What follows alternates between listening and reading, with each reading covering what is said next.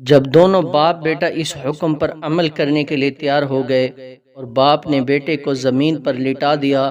اس وقت حضرت اسماعیل علیہ السلام نے فرمایا کہ ابا جان، آپ مجھے پیشانی کے بل لٹا دیں، اس لیے کہ اگر سیدھا لٹائیں گے تو میری صورت سامنے ہوگی، جس کی وجہ سے کہیں ایسا نہ ہو کہ آپ کے دل میں بیٹے کی محبت کا جوش آ جائے اور آپ چھری نہ چلا سکیں۔ اللہ رب العزت کو یہ ادائیں اتنی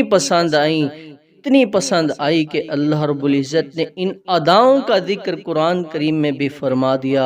چنانچہ فرمایا فَلَمَّا أَسْلَمَا وَتَلَّهُ لِلْجَبِينِ۔ قرآن کریم نے بڑا عجیب و غریب لفظ استعمال کیا، فرمایا فَلَمَّا أَسْلَمَا، یعنی جب باپ اور بیٹے دونوں جھک گئے، اور اس کا ایک ترجمہ یہ بھی ہو سکتا ہے کہ جب باپ اور بیٹے دونوں اسلام لے آئے، اس لیے کہ اسلام کے معنی ہے اللہ کے حکم کے آگے جھک جانا، اور اس سے اس طرف اشارہ کیا کہ اصل اسلام یہ ہے کہ حکم جیسا بھی ہو، حکم کیسا بھی آ جائے، اور اس کی وجہ سے دل پر آرے ہی کیوں نہ چل جائیں، اور وہ حکم عقل کے خلاف ہی کیوں نہ معلوم ہو، اور اس کی وجہ سے جان مال اور عزت و آبرو کی کتنی قربانی کیوں نہ دینی پڑے، انسان کا کام یہ ہے کہ اللہ کے اس حکم کے آگے اپنے آپ کو جھکا دے۔ یہ ہے حقیقت میں اسلام دوستو۔ اس لیے فرمایا کہ جب دونوں اسلام لے آئے اور اللہ کے حکم کے آگے جھک گئے، اور باپ نے بیٹے کو پیشانی کے بل لٹا دیا، اور قرآن کریم نے لٹانے کے اس وصف کو خاص زور دے کر بیان کیا، اور اس طرح اس لیے لٹایا کہ بیٹے کی صورت سامنے ہونے کی وجہ سے کہیں چلتی ہوئی چھری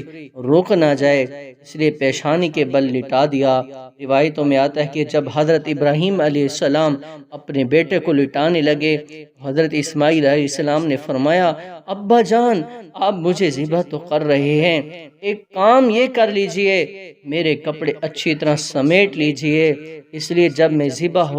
ہو جاؤں گا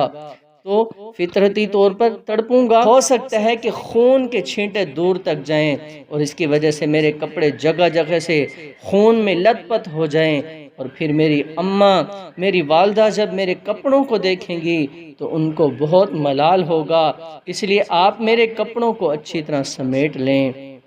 اللہ اکبر۔ میرے دوستو، پھر کیا ہوا؟ جب ان دونوں نے اپنے حصے کا کام پورا کر لیا، اللہ رب العزت فرماتے ہیں کہ جب بندوں نے اپنے حصے کا کام کر لیا تو اب مجھے اپنے حصے کا کام کرنا ہے۔ چنانچہ فرمایا وَنَادَيْنَاهُ أَن يَا إِبْرَاهِيمُ قَدْ صَدَقْتَ الرُّؤْيَا، اے ابراہیم، تم نے اس خواب کو سچا کر دکھایا، اے ابراہیم تم نے اس خواب کو سچا کر دیا، اب ہماری قدرت کا تماشا دیکھو۔ چنانچہ جب آنکھیں کھولی تو دیکھا حضرت اسماعیل علیہ السلام ایک جگہ بیٹھے ہوئے مسکرا رہے ہیں، اور وہاں ایک دمبا ذبح کیا ہوا پڑا ہوا ہے۔ میرے دوستو، یہ ہے پورا واقعہ جو در حقیقت قربانی کے عمل کی بنیاد ہے۔ روزے اول سے یہ بتایا جا رہا ہے کہ قربانی اس لیے شروع کی گئی ہے تاکہ انسانوں کے دل میں یہ احساس ہو،